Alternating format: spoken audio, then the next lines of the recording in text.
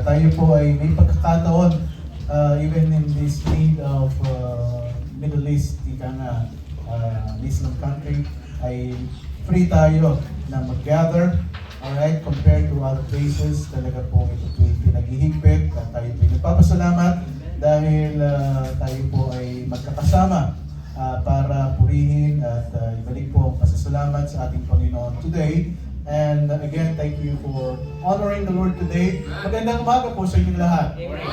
Good morning everybody. Happy Lord's Day. Medyo makulimlim sa labas at nakaka-apekto pa rin sa atin. At ito po'y klima lamang, pero of course ang ating pananampalataya ay kailangan pong magpatuloy at patuloy nating bigay ang papuri sa ating pangalan. Glad to see you sa ating mga guests and regular attenders. Thank you for joining me today, and I pray that God will speak to all of us and be blessed, just like to recognize ang ating mga kapatiran online.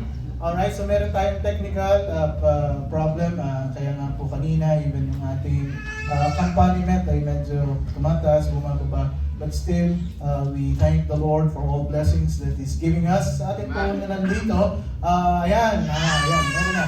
Okay, at tayo po ay recognize muna natin ang ating mga kapatiran.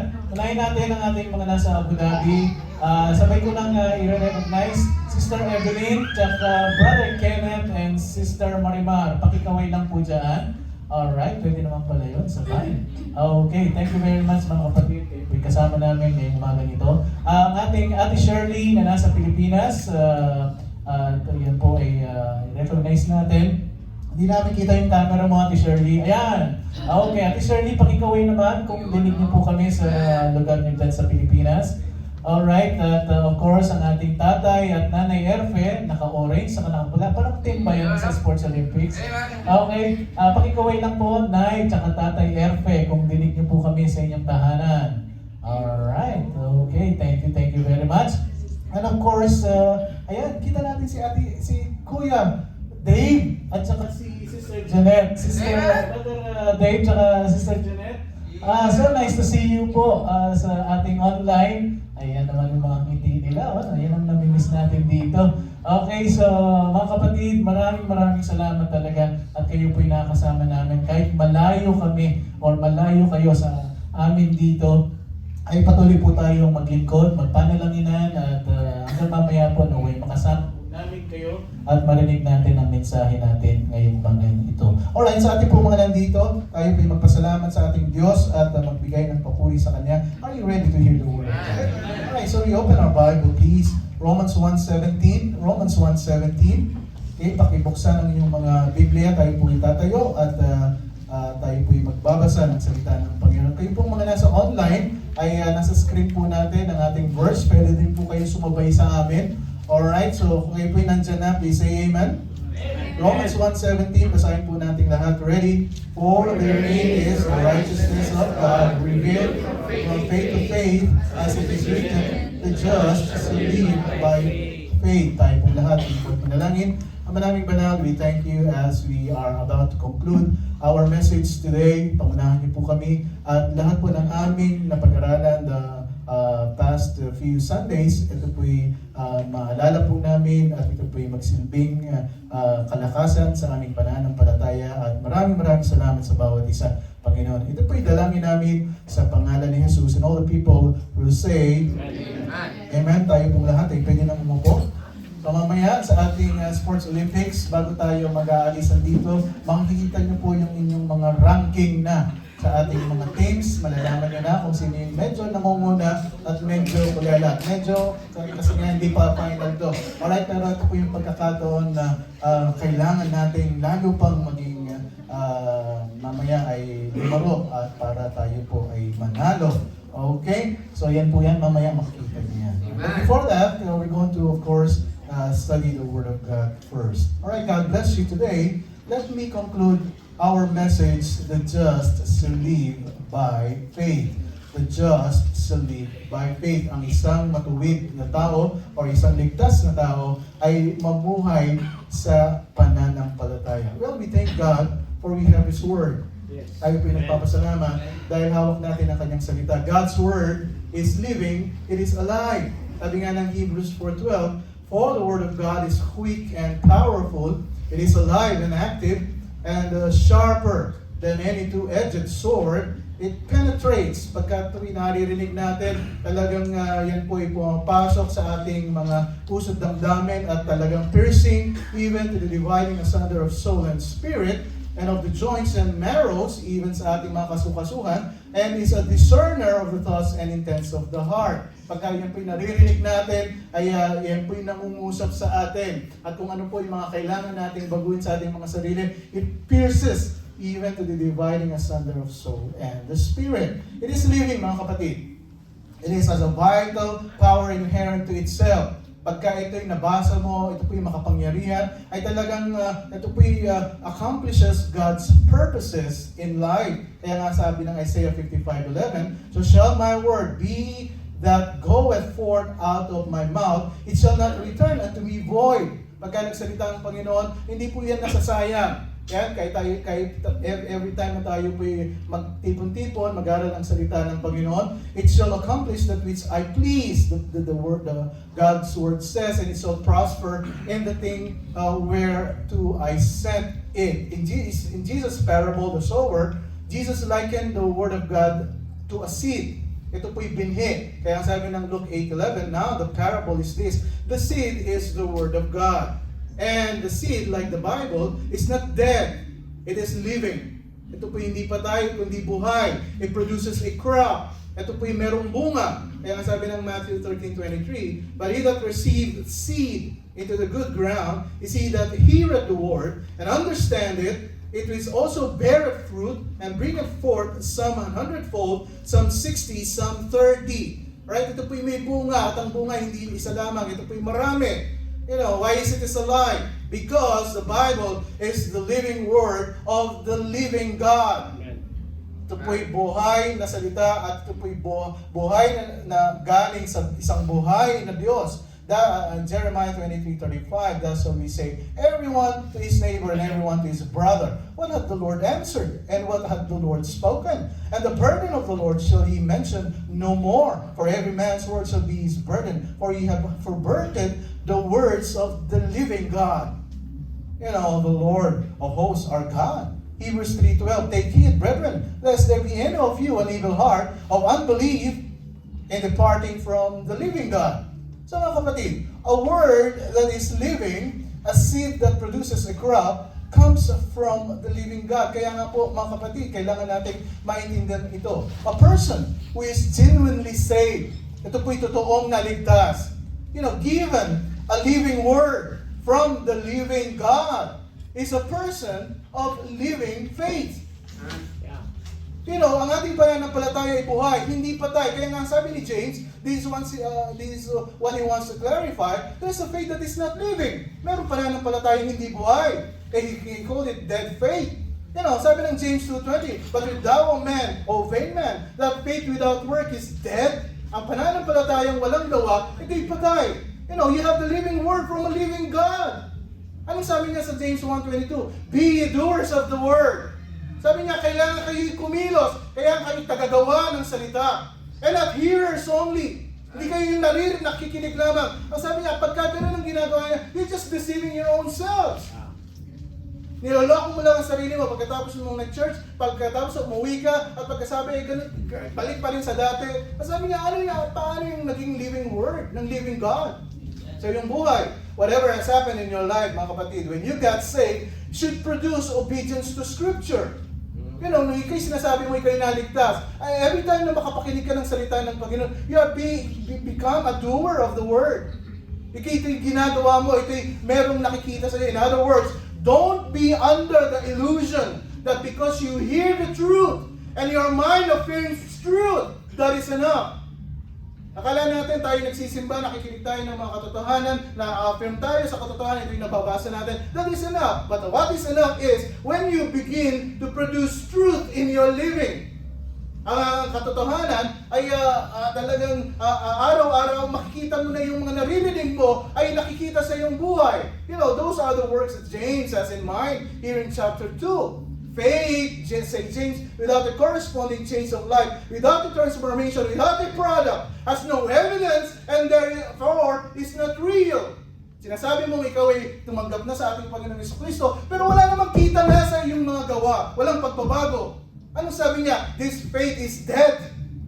Faith is invisible. Hindi ko nga nakikita. Okay, lahat naman tayo nagsasabi na may pananampalataya tayo. Pero sino makakita sa isang salitang faith? You know, you can tell me you have faith, but I cannot see that faith unless you show me that faith. And you know, you cannot show me that faith unless you show it to me in a transformed life. Merong pagbabago mga kapatid. Lalong-lalo na tayo mga matatagal na sa pananampalataya. Kailangan tayo nakikita ng pagbabago sa buhay. You know, yung bagong mananampalataya, mabilis na meron siyang mga pagbabago makikita. Pero tayo, habang tayo tumatagal sa ating pananampalataya, lalong nakikita yung mga hindi natin pagbabago. You know, it's not enough to say to have faith. That proves nothing. Na lahat ng tao pwede naman magsabi, ako may pananampalataya. And that's exactly what James is after in James chapter 2 verse 14 to 20. Nakita po natin ito, that there are three characteristics of a dead faith. Dead faith is an empty confession. Sabi nga ng James 2:14, what does it profit, my brethren, though a man say he have faith? Sinasabi niya may pananampalataya, at wala naman siyang gawa. Can faith save him? Anong pinagkaiba? You know, dead faith is an empty confession. It is a faith without a product. It is a claim without verification. There are no works. One must show the things that accompany salvation. You know, pagka ikaw sinasabi mong ikaw ay ligtas, pero po itong talagang kaagapay na kung saan makikita mo yung mga gawa mo ay isang gawain ng isang ligtas na tao. You know, minsan nga, yung mga hindi pa nag-claim na sila iligtas, sila pa yung nakakita ng mga pagbabago sa buhay. Kaya minsan nagkakaroon tayo ng question, akala ko ba ikaw isang Kristiyano, pero bakit wala naman nakitang pagkakaiba dun sa kanyang buhay sa isang mananampalataya at hindi mananampalataya. Pero sabi ng Matthew 7:20, wherefore by their fruits ye shall know them. Yes, sa kanilang mga bunga ay sila'y makikilala mo, kasi marami nagtatanong, paano mo nga bang makikilala o malalaman ng isang tao ay isang ligtas na tao? Anong sabi ng Biblia? Wherefore by their fruits ye shall know them. Mga singles, mga young people, you have to understand this, that everything we do here is because we are saved, and therefore we have to understand that we are serving the Lord because we are saved. These are the fruits. Wherefore that by their fruits you shall know them. You know, and everyone that saith unto me, Lord, Lord, shall enter into the kingdom of heaven. Everybody can, say, Lord, Lord. Pero hindi naman lahat, sabi niya, ipapasok sa kaharian ng Panginoon. But he that doeth the will of my Father, which is in heaven. Yung gumagawa sa kalooban ng ating Panginoon. Ito nga po yun, nagiging doer of the word God. Because you're doing the will of God. And the second is a false compassion. Sinasabi natin tayo ligtas, pero hindi tayo marunong magpatawad, hindi tayo marunong umunawa, hindi tayo marunong magbigay ng compassion sa isang taong naked. Sabi nga, your brother or sister be naked, that's your daily food. And what are you saying unto them, depart in peace, be you warm and filled. Notwithstanding, you give not those things which are needful to the body. What does it profit? You know, in saving faith, there is a change of nature. Kapag tayo po'y ligtas na, talagang mayroong mga pagbabago makikita sa ating buhay. A redeemed soul will respond as the Redeemer would respond. Kung paano ang ating Panginoong Jesucristo, pinakita niya yung compassion sa mga taong mahihirap, sa mga taong may mga karamdaman, may mga destitute sa pagkain. James 2:17, even so faith, if it hath not works, it dead, being alone. Yeah, man may say, thou hast faith, and I have works. Show me thy faith without thy works, and I will show thee my faith by my works. Papakita ko ang pananampalataya ko sa mga ginagawa ko. Sa nakikita mo sa genuine faith or genuine faith has evidence. Ang tunay na pananampalataya, isang ligtas na tao, ay meron ebidensya. And number 3, sabi nga natin, dead faith is a shallow conviction. Baka tayo napapasama lang because, I belong to a Christian family, that's why I'm a Christian. Mali! You're a Christian because you are a follower of Christ. He is individual. Hindi po ito, barkada ako'y Kristiyano, kaya ako'y Kristiyano na rin. Ang pamilya ko, ako'y Kapati family, kaya Kapati, ang pastor pa nga ang tatay ko, ako'y Kristiyano rin. Mali pa rin. You have to understand, dead faith is like a devil's faith. Parang walang pinagkaiba. Dun sa ang mga devil ay naniniwala din. Thou believest that there is one God, thou doest well. The devils also believe and tremble. Devil's faith knows who know well the Lord Jesus Christ. Kilala. They understand the church. They understand the work of the Spirit, they understand the Trinity. Naintindihan ko yung sinasabi ni, ni Pastore, nababasa ko sa Biblia, they are knowledgeable about the truth, they know the Word of God, but they tremble. Alam nila na meron, pero sila yung nanginginig. Bakit sila nanginginig? Because they know they are doomed. They don't love the truth. In fact, they don't love the truth. They only have this knowledge. Ika nga ito yung head knowledge lang. Kasi ang isang diablo, ang isang devil, ay hindi naman siya magbubukas ng puso niya, tatanggapin niya si Kristo bilang sarili niyang Diyos tagapagligtas. Pero matatalino itong mga to. Kung memorize lang ang Bible, mas memorize pa nila kaysa sa atin. Kasi napapaikot tayo eh. They don't love the truth, they don't love righteousness, they don't love God, they don't love purity and love and holiness. They love everything rotten, everything evil. Why? Because they know their doom is coming. At best, just being orthodox is not better than demon faith. The demon faith is damning faith. Sabi ng James 2:20, but wilt thou avail man that faith without work is dead? This is a dead faith. It produces nothing. It is shallow, it is false, it is empty. This dead faith has no spiritual life. There's no true love of God. Then no love of holiness, no pursuit of holiness, godliness and righteousness. There's no hunger even to the Word of God. Mabilis tayo magsabi na, saka na lang yan. There's a lack of real transformation. How we live reveals what we believe. Kung paano tayo mamuhay sa ating pananampalataya ay reveals hanggang saan ba yung ating level ng ating pananampalataya, and whether the faith professed to have is a living faith. Now, James 2 verse 21-26, we have the contrast of the living faith. Ito na nga po yung pagkakaiba ng dead faith sa living faith. Here, James is still structuring his argument kasi yung mga kausap niya dito, yung mga Hudyo na kung saan ang sabi nila, hindi, tama lang yung pananampalataya, that's enough. No. Sabi niya, nakikipagdebate siya dun sa mga maraming Hudyo who's arguing that faith with no works is still a saving faith. Sabi na, hindi. Ang tunay na kaligtasan ay kahit na wala kang gawa, yan pa rin ay kaligtasan. Which is, technically speaking, pagka ikaw ay ginastify ng Panginoon, sino bang makikipag-argumento sa'yo na ikaw ay hindi ligtas na tao? Pero this is what keep on nagdidebate yung mga Hudyo kay mga si James, and that's really behind this. And so James structures his arguments against that kind of thinking. Sabi nila, faith alone is enough. Pananampalataya, basta ikaw yung pananampalataya, that's enough. If there's nothing you ever produce in your life, it really doesn't matter kasi ligtas ka na. Maraming taong nagsasabi nga noon, di ba, kahit na hindi ka maglingkod ka, ligtas ka, tinanggap mo si Kristo, ligtas ka. It's simply a matter of believing, and salvation is nothing more than forensic, and justification is nothing more than God saying you're justified. It doesn't necessarily include a transformed life. Hindi mo na kailangan na magkaroon ng bagong buhay. Basta may pananampalataya ka, ligtas ka. Well, brethren, that's a foreign to Scripture. Wala akong tinuturong gano'n ang Biblia na kung saan ikaw ay ligtas na at wala kang ipapakitang pagbabago sa buhay. That's wrong. Behind that kind of things, James is debating. Now, to make its point, what really constitutes living faith? Kung meron siyang 3 illustrations of dead faith, meron tayong 3 illustrations of living faith. Sabi nga natin si Abraham, James 2:21, ito na. Ang sabi niya, kasi mga Hudyo yung mga kausap niya, hindi mo ba alam, sabi niya, was not Abraham our father? Kami ang ating ang ating ama na si Abraham, in the sense that he's talking about the Jewish sense and the racial sense. Ang sabi niya, ang ating amang si Abraham, our father, justified by works when he had offered Isaac his son upon the altar. So remember, mga kapatid, here James still writing to an assembly of believers, mga Hudyo, na kung saan ay pinapakita niya na ang isang ligtas na tao ay meron kailangang ebidensya sa buhay. Hindi lang nagsasabi na ako, may pananampalataya, and then that's it.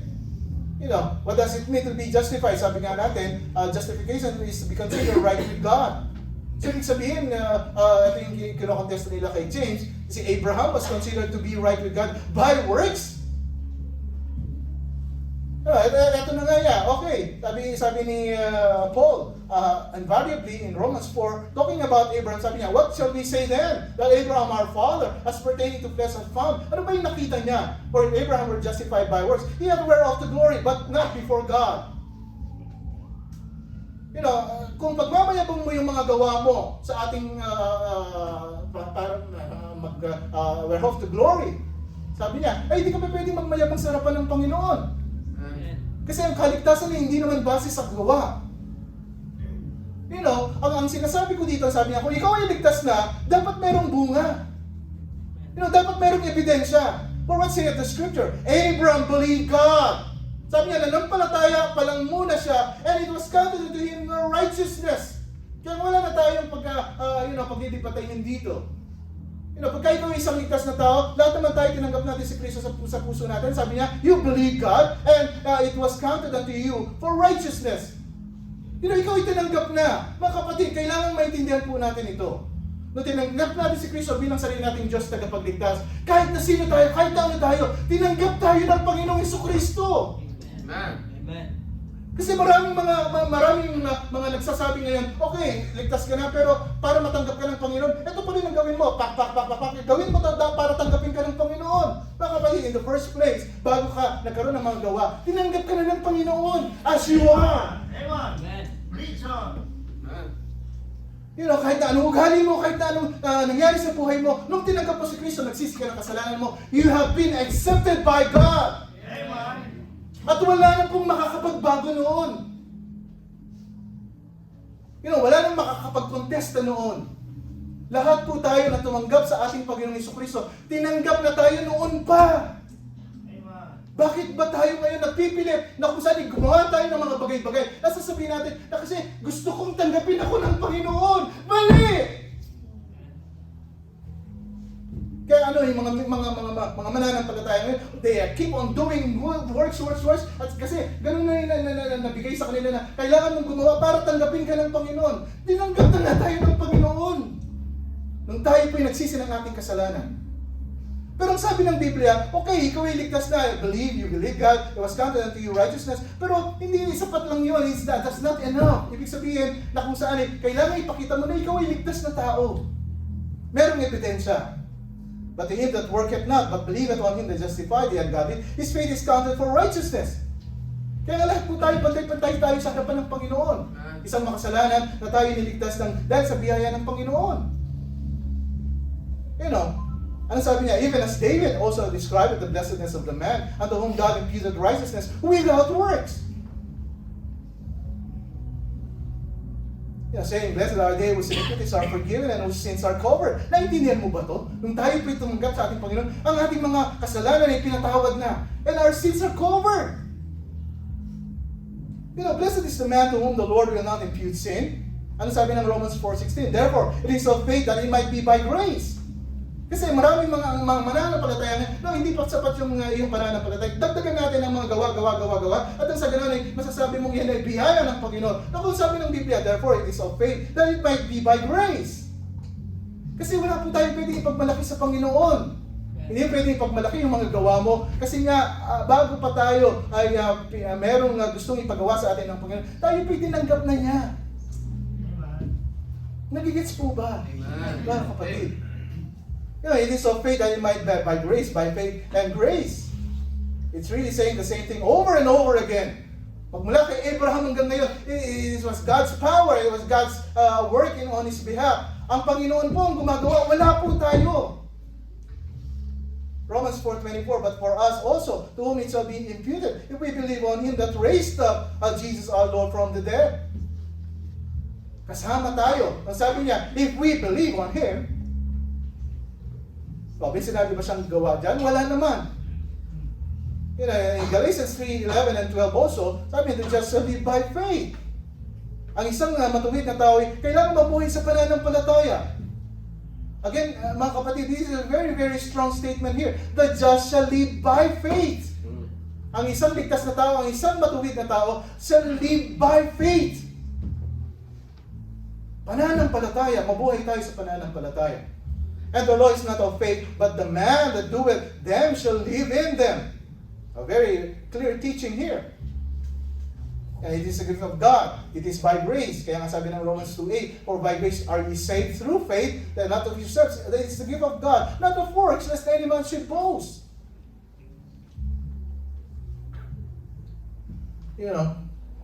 I so said Because maraming mga nagtuturo ngayon ang sinasabi nila, okay, ang pananampalataya hindi pa rin sapat. Dapat meron kang gawa. Abraham were justified by works. He had to wear off to glory. But not before God. Hindi mo pwedeng pagmalaki yung mga gawa mo sa ating Panginoon. Amen. Even as David described the blessedness of the man unto whom God imputed righteousness without works. Can only be justified by faith, mga kapatid. Kung kaligtasan lang ang pag-uusapan dito, it's only by faith. Alone. Hindi ka pwedeng, may pananampalataya ako, pero, ang dami kong nagawa sa church, at ako'y giver, ang galing ko nga kumanta para sa Panginoon, ako'y gumagawa sa lahat ng ito. Mga kapatid, mali ka. Ang pananampalataya at kaligtasan po natin ay walang gawa. Amen. Huwag po nating haluan ng kaligtasan. Ang kaligtasan is equals to faith and works. Amen. There's no salvation by works. We are made right with God by His grace. There's no works involved. Kaya nga po sabi natin dito, ano pa yung pinag-usapan natin justified by works? Abraham, justified by works. Kasi nga po, when you got saved, good works now are fruits needed to show because you are a saved person already. Ibig sabihin, ang isang taong ligtas, kailangan po talagang may gawa siyang mabuting gawa na ipakita. Kasi yun nga po yung ebidensya na ikaw ay ligtas na tao. Ulitin ko po, tandang mabuti. Ang mabuting gawa, di po yan ang basihan ng Panginoon para tayo'y maligtas.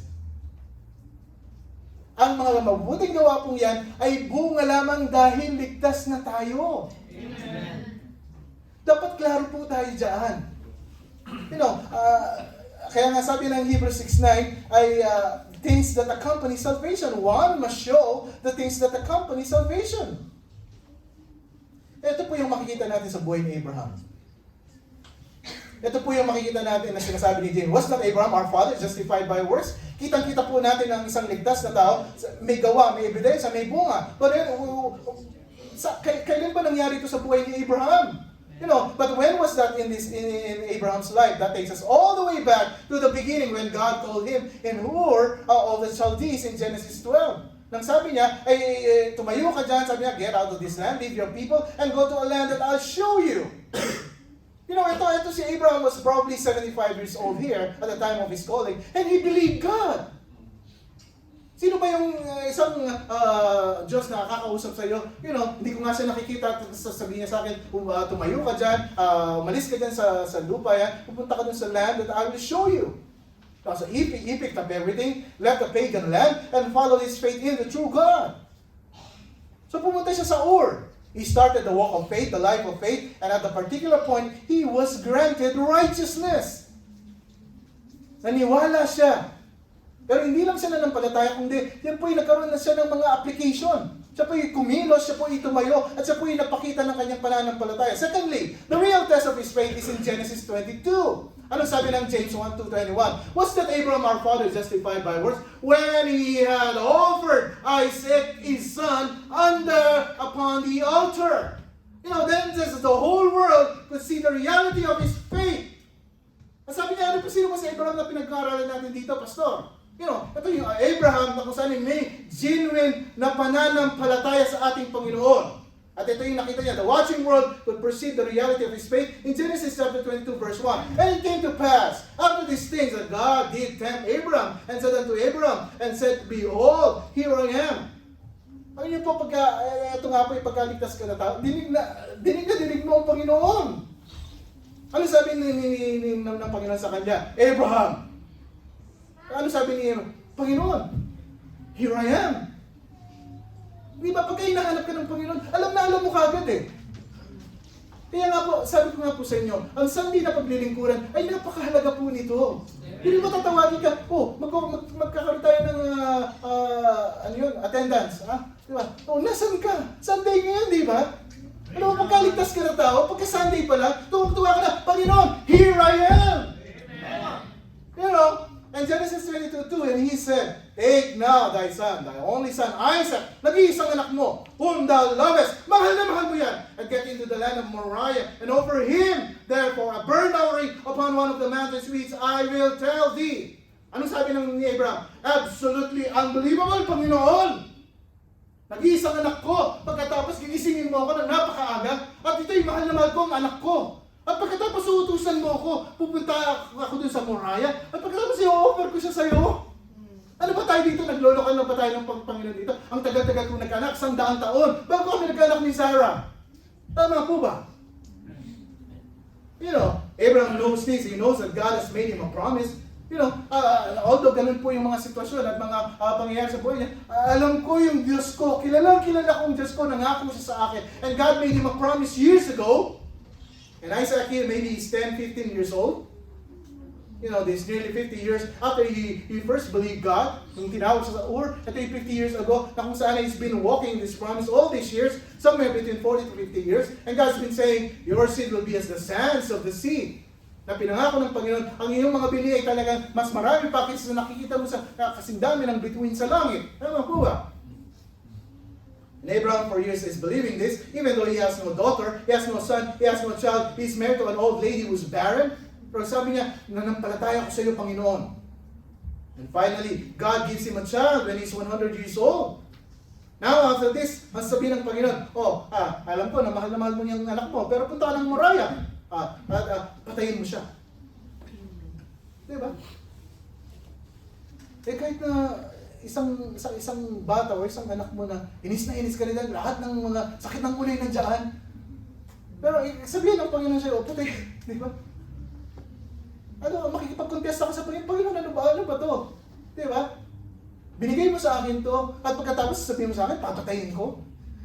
Everything he knows about the covenant-keeping character of God is violated. It is mine. Akala ko ba'y kay Diyos ng pag-ibig pa? Ikaw ba'y Diyos ng mapagmahal na tao? Tapos sabihin mo, tuturuan mo pa ako na pumatay ng isang tao. You know, how can God reverse himself? How can God be God? How can God contradict everything about his nature that I know to be true? You know, God says, take your son and offer him as a sacrifice. Abraham's thought maybe like this, but Panginoon, never been a human sacrifice, you know, but marami ito pa ako nakikita, sinasacrifice sa'yo, pero human, you know. What about your nature, Panginoon? Akala ko ba, Diyos ka ng kabutihan? Diyos ka ng katotohanan? Diyos ka ng katapatan? Pagkatapos, ganito ang papagawa mo sa akin, this will violate everything I know to be true about you. You know, this will destroy your reputation. The evidence of his faith. No question asked. Genesis 22:3. And Abraham rose up early in the morning and saddled his ass and took two of his young men with him and Isaac his son and clave the woods of burnt offering and rose up and went to the place of which God had told him. Then on the third day, pero tatlong araw silang naglalakad. Then on the third day, Abraham lifted up his eyes and saw the place afar off. Panginoon naman, gigisingin mo ako. Maglalakad kami ng 3 araw. Diba? At papagawa mo sa akin pinakarumal-dumal na offering sa buhay ng isang tao. You know. And so the place of our Abraham said unto his young man, abide ye here, where ye asked, and I and the lad will go yonder. Ano sabi niya? And worship. Wow. Sabi ko nga po sa inyo, Panginoon, inutusan mo akong pumatay ng tao. Diba? Gigisingin mo ako ng maaga. Pinangako mo sa akin ito ng napakatagal. At itong lahat ay talagang nare-reverse ang pagkakilala ko sa iyo. Ano sabi ni Abraham? Sabi niya, I'm still coming to worship you, O Lord! Amen. Diba, sabi niya, kahit na anong mangyari sa buhay ko, kahit na anong pagsubok ko sa buhay, sabi niya, tatayo ako, gigising ako, maglalakbay ako ng 3 araw. At ang sabi niya, sige, din muna kayo, tumabi kayo, at kami ng anak ko, mananambahan kami. Amen. Mananambahan kami. And worship, and come again to you. Sabi niya, babalik kami sa iyo. Huwag kayong mag-alala. Sabi niya, At makikita mo dito yung pananampalataya ni Abraham. And Abraham took the wood of the burnt offering and laid it upon Isaac his son, and took the fire in his hand, and at night, and they went both of them together. Kinuha na niya yung mga kahoy, yung kung paano paapuyin, yung mga kahoy na yan, at isang knife. And Abraham took the wood of burnt offering and laid it upon his son, Isaac. Tingnan mo, itatali mo yung sarili mong anak. Itatali mo si Kian, Ben. Kahit makukulit ang mga yan, si Summer, si Aubrey. Hindi mo nga sila mahawakan, di ba? Tatali mo pa sila. Sabi ni Kian, daddy! Magkakit ka nun si Kian sa harapan mo. Di ba? Iiwanan mo na siya, ayahan mo na siya. Di ba? Pero ito, sabi ko nga po sa inyo, nag-iisang anak. At ang sabi niya, kahit na ganito ang pinapagawa mo sa akin, mananambahan pa rin ako. Magsasamba ako sa iyong pangalan. Ano sabi niya? Okay, kunin na natin. And Isaac spake unto Abraham, his father, and said, my father. And he said, here I am, my son. And he said, Tay, behold, andiyan na yung apoy. The wood is there. Where's the lamb for a burnt offering? Kasi alam niya eh. Alam niya ni Abraham, ni Isaac, na pagka nag-offering sila, tupa. You know, ikaw, paano mo sasagutin yun? Diba? Alam mo, anak, pwede ba? Huwag ka nang makulit. Tatakanin kita, ikaw ang yung offer ko. Parang ganun ang napakadali sabihin, di ba? Nag-iisang anak. And Abraham said, my son, God will provide himself a lamb for a burnt offering. Alam niyo po, eto nga po yan. Pero pagka tayo may mga problema, look at it, God will provide. Amen. Amen. Praise God. And Abraham said, my son, God will provide himself a lamb for a burnt offering. So sabi ni Isaac, okay, understand that. So they went both of them together. Alam mo, ito nga po yung sinasabi ni Paul sa Romans, sa 4:19. Sabi niya si Abraham, being not weak faith. You know, being not weak in faith. Ang pananampalataya niya ay hindi mahina. Pero kahit na anong pagsubok na dumating sa buhay niya, his faith is very strong. He considered not his own body now dead when he was about 100 years old, neither yet deadness of Sarah's womb. Ang madami ng pagsubok sa buhay, pero yung pananampalataya niya ay hindi po nanghina. He staggered out of the promise of God through unbelief. Ang sabi niya, okay, marami tayong pagsubok, pero yung pagsubok na yung aking pananampalataya ay hindi na pabago-bago. Hindi na muna yung unbelief ko. But sabi niya, but was strong in faith. Napakalakas ng pananampalataya niya. Ano sabi niya? Giving glory to God. Dahil sa lakas ng pananampalataya, nagbigay siya ng kalulatian and being persuaded, fully persuaded that what he had promised, he was able also to perform, and therefore it was imputed to him for righteousness, not it was not for his sake alone that it was imputed to him. Ano sabi niya? But for us as well. Tayo, sabi niya, pwede rin to whom it shall be imputed if we believe on him that raised up Jesus our Lord from the dead. Mga kapatid, gets na gets po ba natin ang mensaheng ito? Alam mo talagang yung mga pagsubok sa buhay, yung mga inaharap natin sa buhay, talagang pababagsakin ka niyan. Pahihinain ang iyong pananampalataya. Minsan talagang titingin ka na sa sitwasyon. Pero sabi ni Abraham, no, Lord. My faith is so strong. Sabi niya na kahit na yung pinakamamahal ko sa buhay, itatali ko at pagkatapos sasaktan ko siya. And even so, kukunin ang buhay. Pero sabi niya, I'm going to continue to worship you, O Lord. Genesis 22 verse 9, and they came up to the place which God had told him of, and Abraham built an altar there, and laid the wood in order, and bound Isaac his son. And laid him on the altar upon the wood. Ikaw, pagka nakita mo nang nakabound yung anak mo, laid him on the altar upon the wood. Ano kaya mararamdaman niya? Ano sabi niya? And Abraham stretched forth his hand and took the knife to slay his son.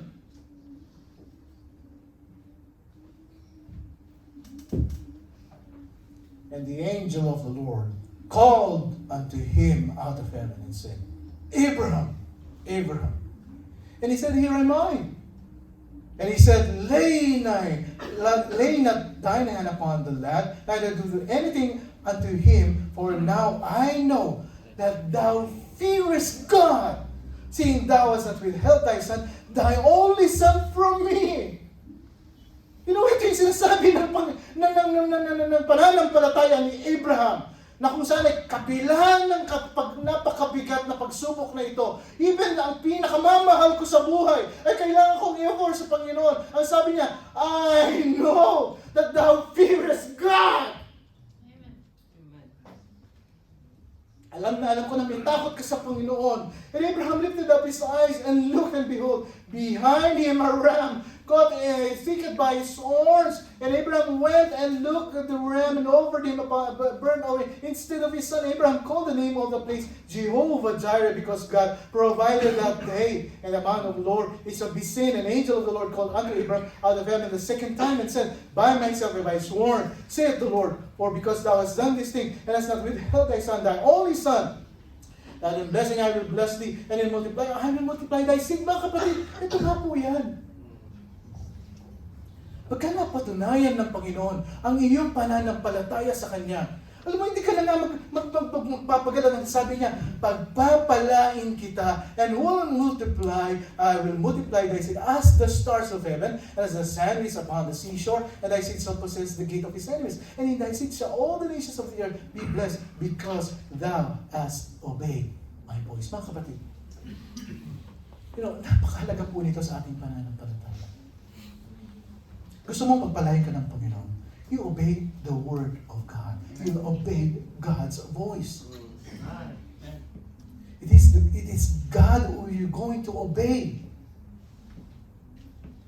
Ang Panginoon po ang iyong susundin. Si Pastor Art, ako po'y ginagamit lang ng Panginoon para maibahagi po sa inyo ang salita ng Panginoon. Minsan, maraming mga Kristiyano, mas takot pa kay Pastor Art kaysa sa Panginoon. Mali.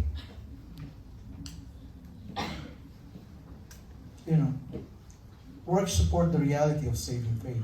Where you have a man who has imputed righteousness, you have a man who has manifest righteousness. Where you have a man who is made just before God, you have a man who will be made just before men. And where you have a man who has received righteousness, you have a man who will show that righteousness. James 2:22, seest thou how faith wrought with his works? And by works was made perfect. Sabi niya, may kaligtasan ka, tapos merong panggawa. Yung pananampalataya, sabi niya, na pinapakita mo, is made perfect. It matches. It matches na sinasabi mong ikaw may pananampalataya, tapos it matches na meron kang gawa. Kasi yung kini-question po dito, sinasabi mo yung pananampalataya ka, pero wala kang gawa. That's why sabi niya, by works was faith made perfect. It is not faith is imperfect. Mas kapani-paniwala, tama po ba? Na sinasabi natin tayo mananampalataya, but at the same time, meron tayong mga gawa. James 2:23, and the scripture was fulfilled, which said, Abraham believed God, and it was imputed unto him for righteousness, and he was called what? The friend of God. The friend of God. What a dignity, An honor na ikaw ay ma-identify na kaibigan ka ng Diyos. Ano sabi ng John 15:4? Ye are my friends, if ye what? Do whatsoever I commanded you. Diba? Sabi niya, gusto mong matawag ka ng kaibigan ng Panginoon, sabi niya, you are my friends, but if you do whatsoever I command you. Pero pagka hindi mo ginagawa yung utos ko sa iyo, sabi niya, paano kita tatawagin kaibigan? A friend of God, that's a title reserved for people who obey God, who obey His Word. Amen. Kasi nga si Abraham, he obeyed God. Kaya sabi niya, he was called the friend of God. Kapatid, napakasarap. Ikaw ay matawag ng kaibigan ng Diyos. Sabihin na natin kaibigan ng maraming tao, ng iba-ibang klaseng tao, pero iba pa rin pagka tinawag kang friend of God. He's a friend of God. Number 2 is Rahab. A very quick look here. Rahab, James 2:25. Likewise, also was not Rahab the harlot? Sabi niya, ito nga isang, ano ba yung harlot sa... Prostitute, yes. Prostitute. Di ba? Kasi si Rahab dito, doon sa lugar niya, meron siyang parang motel, hotel, ano ba yan? Alright, talagang yan ang business niya. Yan yung kanyang kinabubuhay. Likewise also was not Rahab the harlot justified by works when she had received the messengers and had sent them out one another. Itong mga messengers na to, ito yung nagbabahagi ng salita ng Panginoon. Pero sila po'y wala nang makitang lugar, kundi sila po'y makapunta dun sa lugar ni Rahab, the harlot. At dahil si Rahab ay talaga pong meron nang naririnig about the God of Jacob, Isaac, and Abraham, sabi niya, dun sa mga messengers na ito, ay okay, sabi niya, kasi pagka nalaman na nandito kayo, papatayin kayo. Di ba? Yung istorya. Nung dumating yung mga naghahanap sa kanya, sabi niya, wala sila dito. Pero nagsinungaling pa siya. Pero pagkatapos nangyari yun, sabi niya, alam niyo, sabi niya, kaya ginawa ko yun. Kasi nananampalataya ako dun sa Diyos na alam ko na Diyos ng mga Hudyo. Anong sabi ng Biblia? Rahab, the harlot, she was justified by works as well. Sinanampalataya siya. Meron siyang pinakita, meron siyang gawa. Kaya believe it or not, the Messiah came through the loins of Rahab, the harlot. Kung pag-aaralan niyo po yan, ay makikita niyo na ang ating Panginoong Jesucristo galing niyo sa loins ni Rahab, the harlot. Yeah. You know? Sige, kung hindi niyo mabuti, unfair ang Panginoon, ha? Di ba? Minsan sinasabi natin, mas marami akong nagawa sa kanya sa church, bakit siya pinagpapala, bakit ako hindi? Di ba? Yeah. No, it's not about the works, it's about the faith. Gaano ba ka-strong yung pananampalataya mo sa Diyos? Na konting, problema lang sa buhay, tayo po yung umaayaw na. But when the woman believed that, she was justified before God. At ito pa, in number 3. I'll conclude with this. Number 3. The analogy of a corpse. For as the body without the spirit is dead, so faith without work is dead also. Very vivid. It's an analogy. If the second member is missing, the result is death. Walang pananampalataya, walang gawa, that is death. If the spirit is missing from the body, it is death. If work are missing from faith, it is dead. A body without the divinely important life is nothing but a stinking, putrefying, rotting corpse. A body without life is putrid. It has absolutely no value. And so is a belief without behavior. We have to look at ourselves today. What about you? Do you have a belief without behavior? Do you believe but not obey? Do you say you believe? Are you orthodox but you don't long to serve God? Sinasabi mo may pananampalataya ka, pero, nakakalungkot, conditional ang paglilingkuran natin sa Panginoon. Don't say you love Him. Don't say you care about Him. But you say believe in Him, but you love your sin. Sinasabi natin mahal natin ang Diyos. Pero pagka hindi na tayo magkakasama, nabubuhay tayo sa kasalanan. Is your faith useless or is it a saving faith? This is the test of a living faith. Do you choose to honor God no matter what the cost? Yung pinakamabigat na problema sa buhay. Tatalikuran mo ba ang iyong pananampalataya? O ikaw yung magpapatuloy? Abraham did, Rahab did. Their faith was alive. Buhay na buhay ang kanilang pananampalataya. There are 3 characteristics of a dead faith. There's an empty confession, a false compassion, a shallow conviction. There are 3 illustrations of living faith. There is Abraham, There is Rahab. There's this analogy of the corpse. Saan tayo dito? Dead faith or living faith? Romans 1:17, for therein is the righteousness of God revealed from faith to faith, as it is written, ang isang ligtas na tao ay mabuhay sa isang buhay na pananampalataya. They just shall live by faith. Tayo pong lahat ay tatayo. So all stand please. So we bow our heads and close our eyes so we pray. Heavenly Father, we thank you, O Lord, for our message for the past 4 weeks now.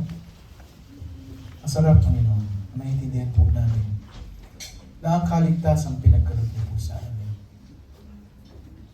Ito po'y kailangan magkaroon ng ebidensya, magkaroon ng bunga. Hindi po sapat na kami nagsasabi lang na kami nananampalataya, kami mga Kristiyano. Ito po'y merong gawa, Panginoon. Kailangan po namin ipakita. And we thank you because we have your word. Lang po namin kung anong gagawin namin. By their fruits you shall know them. Help us, Father, na kami po'y ma-identify na sumusunod sa inyong tinig. Gumagawa po kami sa inyong harapan. Napakasarap na kami po'y ma-identify, matawag na kaibigan ng Panginoon. Kapatid, God has spoken to your heart. Why don't you come and speak to God? Sabihin mo sa Panginoon, Panginoon, I want to be called a friend of you. Panginoon, I realize I always say I have faith. But there are a lot of times na hindi ko po ito na ipapakita. For today, I will start showing my works, my faith by my works, O Lord.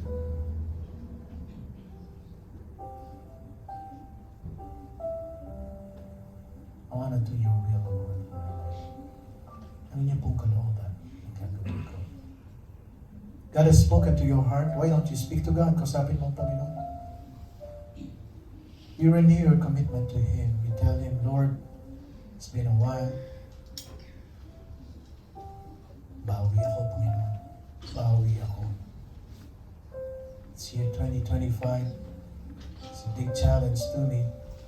But I will follow you, Lord. I'll follow you. Like Abraham, sa pinakamabigat na pagsubok niya sa buhay, siya po ay nanambahan pa rin. So you help me, Lord.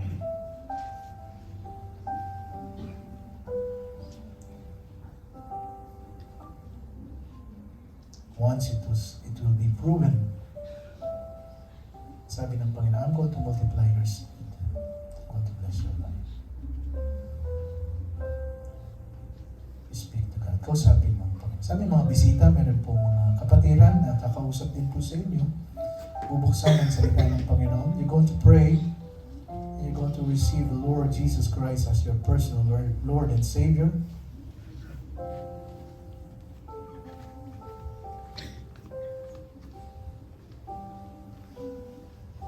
Shall we find a partner? Tayo po'y mananalangin sa bawat isa.